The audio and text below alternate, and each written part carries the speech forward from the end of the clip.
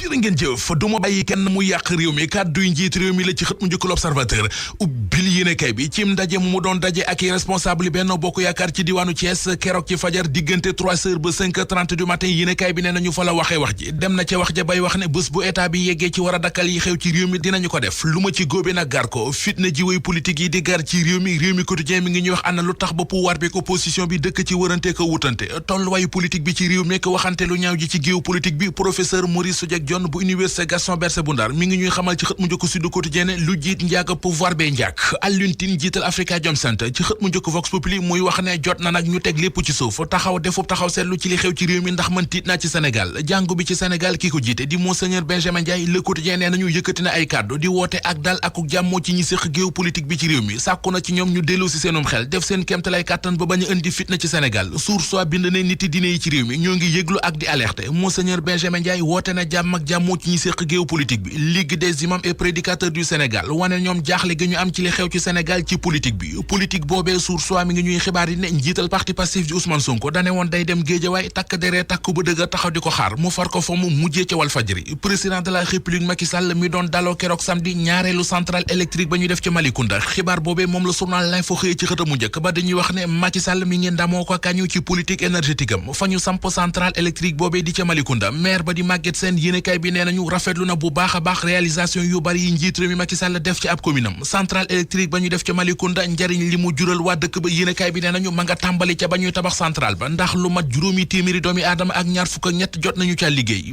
maternité ba ñu def ca Malicounda ak machine échographe buy jar ñaar fukki millions ak juróom logement sage-femme yi ñu fa tabax stade municipal moderne ba ñu fa tàmbali ba ci lu ëpp ñetti téeméeri millions ak juróom-ñeent ñuy verser mairie ba ci juróom benn weer kese ba mu tàmbalee fonctionner ak léegi loolee lépp journal bi dellu si ne ci ak ñun ba ci kàddu yu foor te daw yaram yëfa président Macky Sall yëkkati jagleel ko maire bu Malicounda di Maguette Sène nee na ko yow maire modèle nga le mandat nañu waa Mbour koy waxatuñu dara ne njiitu réew mi Macky Sall dafa mel ne dafa beral loxo dëkk bii di Mbour ne tournée économique ba mu doon def ca kees ci Mbour fa la ko tëjee ci 1500 milliards yi ñu war a def ci programme d'investissement prioritaire Mbour dana ca gis boppam bu baax a baax ak extension Promoville bi ñu war a yóbbu ba mu yegg ca Caajaay ak ca Sandiara naka noonu it ab camp GMI bu ñuy def ci Mbour ngir gën a taxaw dëkk ba ci wàllu kaaraange maire bu Mbour di Cheikh Issa Sall le mandat mi ngi ñuy wax teeru bu rëy bi mu teeru président Macky Sall keroog ak Mbour ak mobilisation bu yéeme ba ñu fa def li ko tàmbalee ci dëkk ba yépp ba ci esplanade bu stade Caroline Faye bu Mbour ñu dellu si Ndakaaru dem ci Rewmi Quotidien mi ñu xëy xibaar ne cellule d'entreprise APR bu Dakar Dem Dikk investir nañu Macky Sall tànn nañu ko samp ko def ko candidat ci élection présidentielle yi 2024 yi ci conférence de presse bu ñu doon def keroog samedi yéenekaay bi nee nañu fa la ñu ko xamle mu newoon ci teewaayu njiital Ousmane Sylla mi jiite kër gi di Dakar Dem Dikk ba mu jëlee kàddu ga di wax leeral na fa yi ñu sukkandiku ba tax ñu investir président Macky Sall samp ko muy seen candidat sàkku na ci ñi fara ci opposition bi ñu ànd ak seenum xel boole sérénité ak responsabilité ngir sàmm réew mi exiger candidature bu président Macky Sall ci présidentielle yi 2024 yi direct news nee nañu Pape Modou Fall président bu parti dëgg moo wóor def na ko engagement boppam parti rassemblement pour la vérité dëgg moo wóor ñoo doon def keroog samedi ab conférence publique boo xam ne thème bañ ci doon waxtaane mooy lan moo tax ñu war a exiger candidature bu Macky Sall 2024 ca njaareem direct news nee nañu fa lañ ko doon defee dajale woon fa nag ndaw yu takku ngir teg ci seen loxo lu ñu war a mën a duggee réew mi ba wax waa réew mi ne Macky Sall mooy ki gën ci réew